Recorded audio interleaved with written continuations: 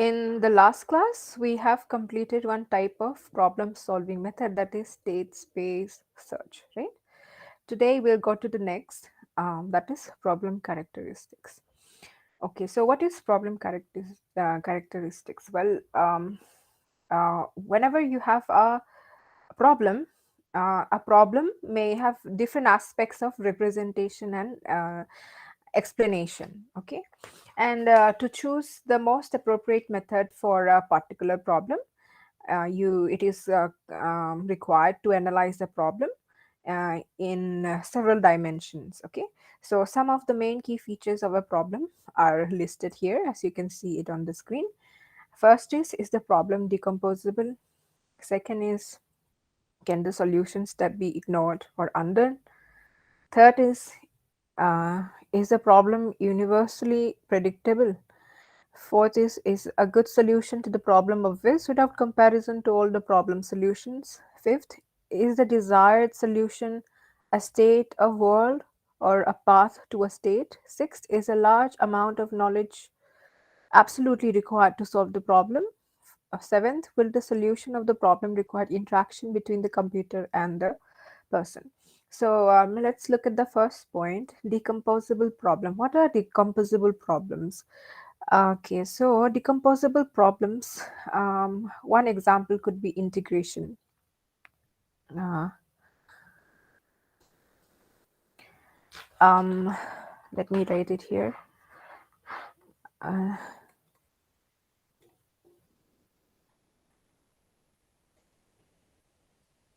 Decomposable problem. Example is integration. When I say decomposable, I'm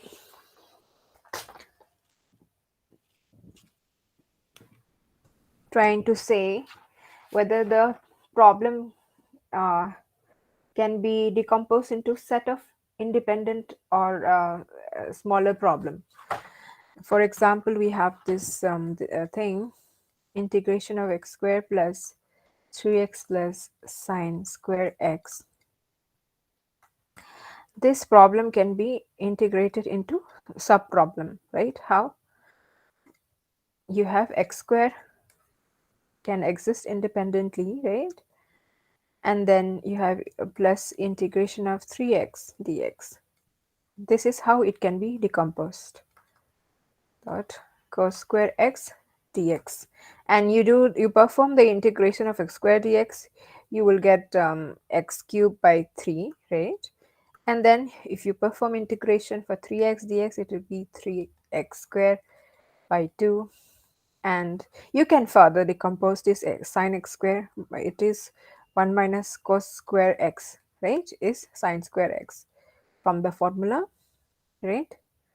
So this is how you do decomposable problems. This type of problems are called decomposable. And if you look at non-decomposable problems, um,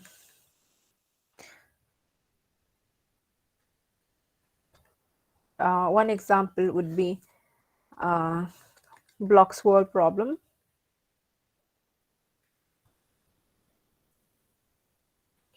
In this type of problem, you will be given this initial state where you have the blocks, something like this. It can be arranged in any way. Here in this problem, A is below C, I mean C is put above A, and B is on the table. Okay, and the goal state is that it is arranged sequentially, A, B, and C. So in order to solve this kind of problem, you have operations like on C comma A, means put C on A. This means put C on A. Put C on A. Put A, I mean put C on A means you're putting C on A. And here you have put B on C and on A comma B means put A on B. So what is the problem with this is that um, let's say for example here you have on B comma C and on A comma B. Try to decompose this on B comma C on A comma B. This is none other than put B on C, right? And you can't further decompose it. So in this type of problem, B block is needed by both the branches, right? B block is required by both the branches. As you can see, parallel processing is not possible here, right? Everything has to be done sequentially. First, you have to put B on top of C and then A on top of B, right? So that's why this type of problem is called non-decomposable. Okay. And another one is if you are to do, as I have said that in this problem you have to put it sequentially. So you have another operator called clear. If you have to remove something, then you can use clear operator and put the operand here inside this. I'm just specifying it as x on x comma table. You're putting um, that variable into the table, means you're taking it out from somewhere and putting it on the table. Okay, here block x has nothing on it, and then you're putting it on the table. You're putting the block on the table. Next is clear x and clear y. Then on, put x on y. Okay, after clearing x and y, you'll put x on y. This is how you arrange. Okay, so the next thing that you look at is what is ignorable problem. Okay, so ignorable. One of the feature that we mentioned here, ignorable. Can the solution step be ignored or undone?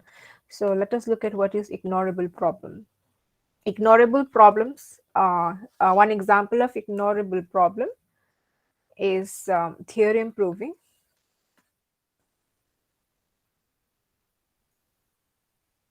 Okay. Uh, why is theorem proving a ignorable problem? Is because if even if there is a wrong step, right, when you perform any kind of theorem proving questions, even and you have encountered any wrong step, then you can ignore that, right? So that's why theorem proving is comes under ignorable problem. And then you have recoverable problem.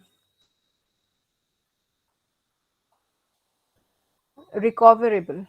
Recoverable. Example is 8 puzzle problem. Why is it called recoverable? It's because in 8 puzzle problem you can move the blank space either upward, downward, left or right, and any wrong moves you can undone, right? You can undo it. Any wrong moves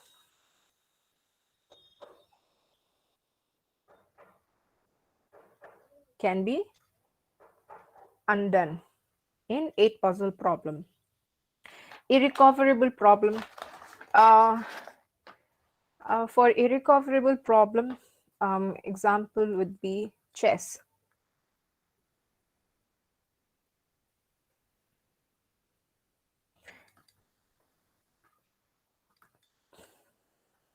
Why is chess irrecoverable problem? Because once you have taken a step in a chess game, you cannot go back to the initial state, right? So that's why it's irrecoverable. Steps taken cannot be undone. Steps taken cannot be undone. Okay. Then we also have another point here. uh, is the problem universally predictable? Okay. um, you have two types of outcome. You have certain outcome and uncertain outcome. Okay.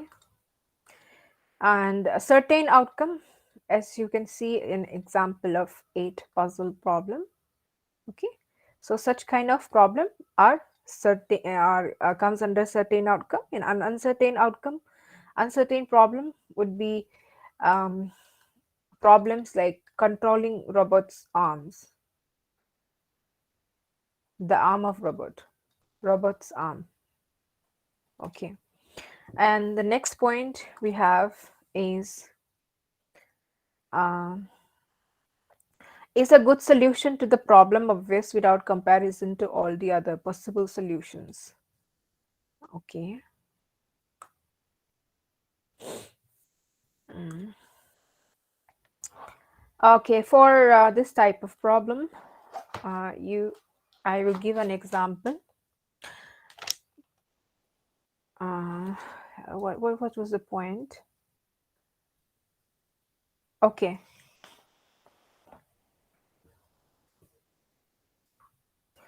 Before that, let me explain this. Okay, okay. Let's go. I don't have space here.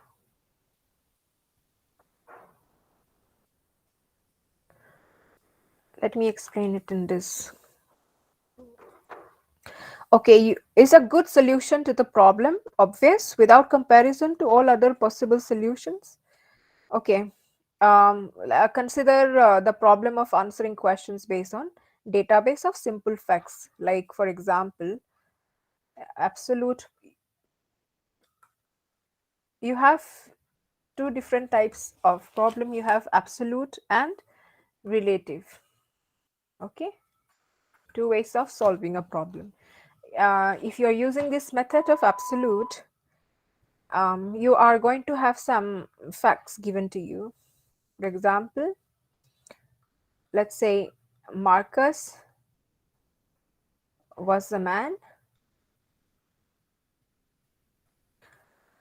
These are some facts provided to you. Was Pompeian. Marcus was born in 40 AD. The fourth point is all men are mortal. Mortal, M-O-R. All Pompeian died when the volcano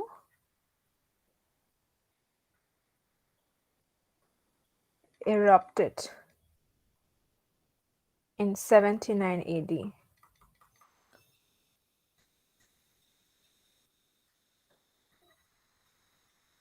No mortal lives longer than 150 years. Seventh, it is now 1991 AD. So this is the given fact provided to you, and the question you have to answer using this provided facts is Marcus alive? Okay. You have to find out whether Marcus is alive or not using this available data. And if you are going to solve this using absolute method, how are you going to do? Let me just erase this. Okay, so you have here,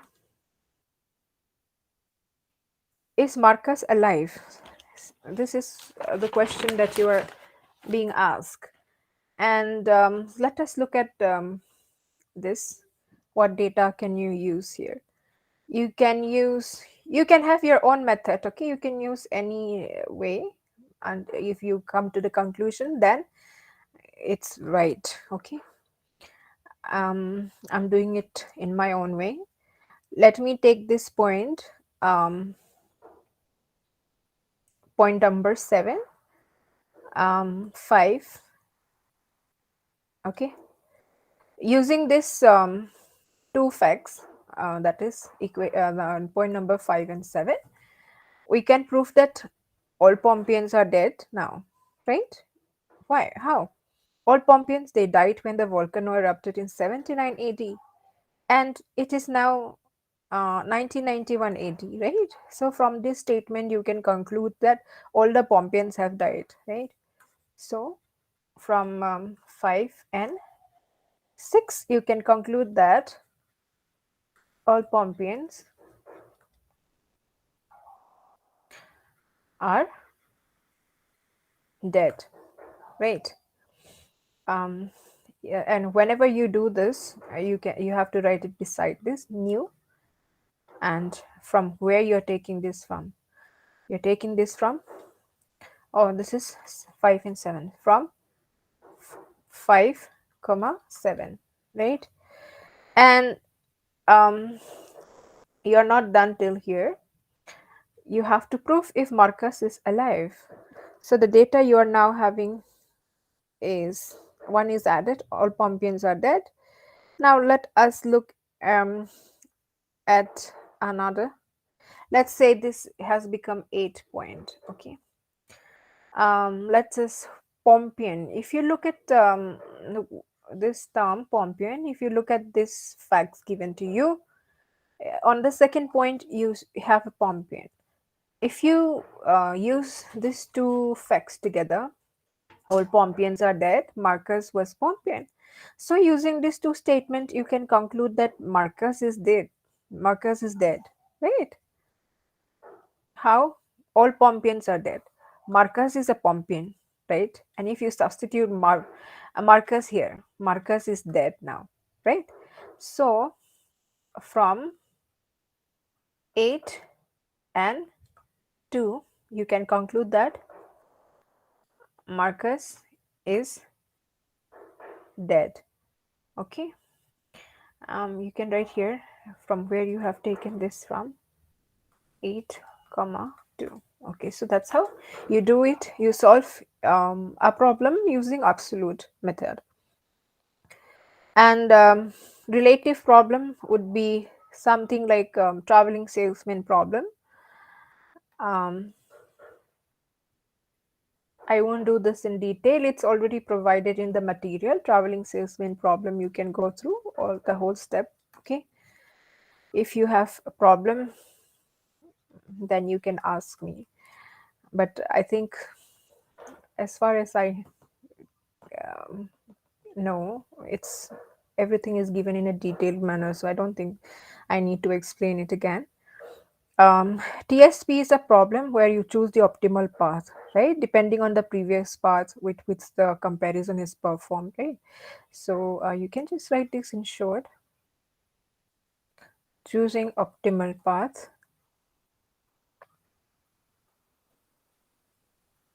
depending on previous path with which the comparison is performed. I don't have space, so I'll write here. With which the comparison is performed.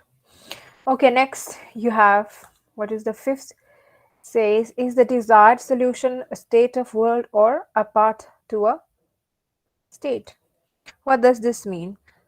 Um, a solution in state. When we talk about solution in state, it means whether the next step depends on previous step. Like for example, these are some states, okay, and this is possible. I mean, uh, this happens with the knowledge of this previous state. Okay, so that's what we are dealing with right now. So in this fifth point, example would be Natural language understanding. Language understanding. For example, in NLU, um, um, let me write it here somewhere. Space. Do we have a space here? Okay, I'll just write it below here. Slide number 8. On slide number 8, I am explaining point number 5. NLU. Okay. For example, I have a statement. The bank president, uh, the president of the bank, okay, ate a dish of pasta salad with fork.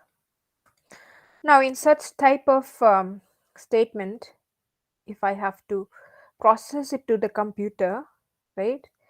Um, the computer doesn't know this bank is uh, um, the money bank or the river bank, right? So how will you come to know whether this bank that is written here in this statement is a money bank or a river bank, right? So this is the problem here. Okay. um, Solution in path. This problem comes under solution in state. So when we talk about solution in path, it's all problems related to path, like traveling salesman problem, right, where you have to visit all the nodes in a optimal time, right, and water jug problem. Okay, all this comes under solution in path. We can discuss in the next class about water jug problem, right? And if anyone have a problem, then we can also do this, but I don't think so you'd have any problem with this. It's easy. Okay, so next point of a problem solving method, you have problem production system characteristics. In this you have monotonic production system, non-monotonic production system, partially communicative commutative production system, and commutative production system. I think it's quite clear here in the points given here, so I don't think I need to explain it. You can just note it down or uh, take a snapshot of it. We will do it till here today. Next class, we can start with heuristic function, which is in the next chapter, and also discuss about this water jug problem. And if there are some more problems which I have not discussed, maybe I can um, explain that as well in the next class. So that's all for today. If all of you have given your attendance, you can leave. If any query, you can ask. If not, then that's all.